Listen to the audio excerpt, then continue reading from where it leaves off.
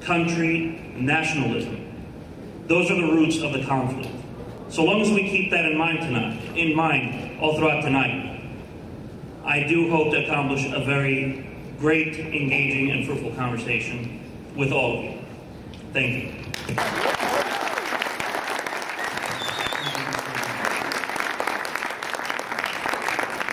The floor is yours.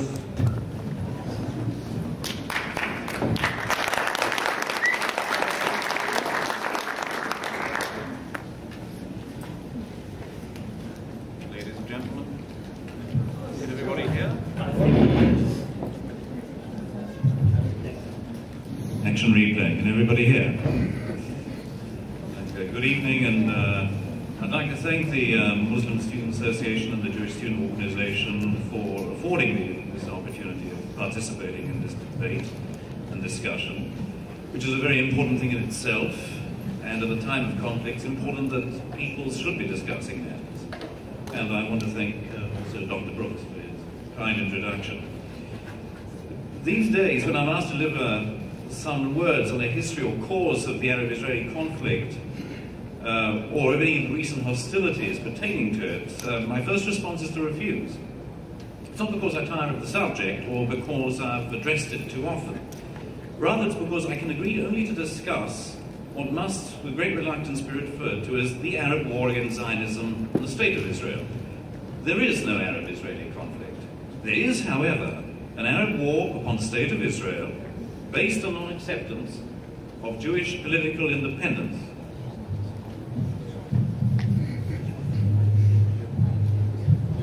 Hold the mic. I'll try again.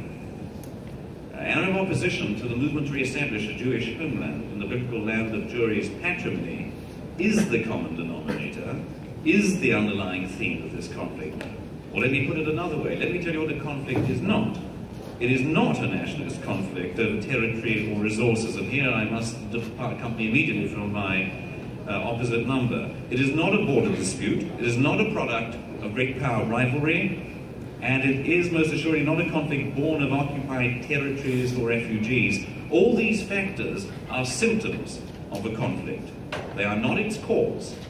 There were no refugees on either side when Arab militias and armies commenced attacks on the Jewish community of Palestine in the British Mandate, as soon as the United Nations had voted to create Arab and Jewish states in that region. There were no occupied territories when Egypt's Colonel Nasser threatened to destroy Israel in 1967, and when Jordanian and Syrian forces actually launched attacks upon the Jewish state.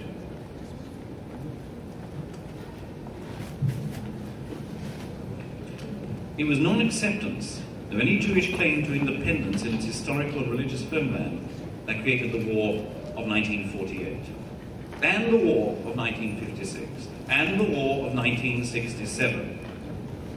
There were many opportunities, furthermore, for creating a Palestinian state that was lost by Palestinian choice. There could have been a Palestinian state when the British Peel Royal Commission proposed it for the first time, officially in 1937. There could have been one in 1947, when the United Nations proposed one.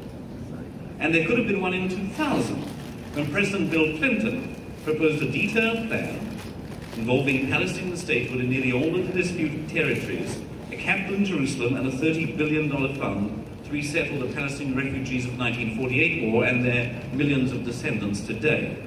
In all three instances, the Palestinian leadership threw the plan into the fire. And look what tragedy it has brought in its wake. The years of the Oslo process were ones of Israeli flexibility, American diplomatic enthusiasm, and European largesse. Ample opportunity existed to come for the Palestinians and Israelis to come to terms.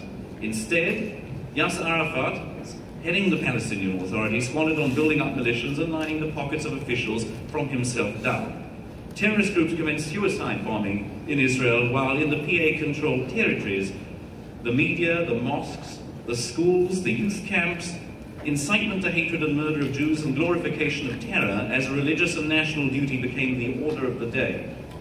Consider the drip feed of lies and hatred and tragically the Palestinian media, clerics and institutions put out, increasing the flames fanning the flames of the conflict. For example, the PA official newspaper, Hayat al-Jadida, last June ran a front-page photo of Alaa Abu Dain, the man who walked into a Jerusalem seminary and murdered 8 students, labeling him a shaheed. I don't need to explain to this audience the meaning of that term.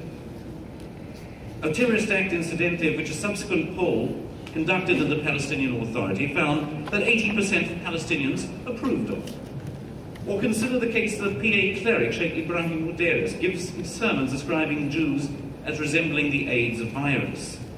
Or when he said that quote, the Palestinian mother welcomes her martyred son, she wishes to receive him as a corpse. She does not wish him to be alive, the wish of the Palestinian mother is to see the body of her son, the martyr, unquote. Or consider how Palestinian TV uses cartoon characters, like the Mickey Mouse look-alike Farfur, to inculcate hatred of Jews, and then has the character killed off by an Israeli. Or the June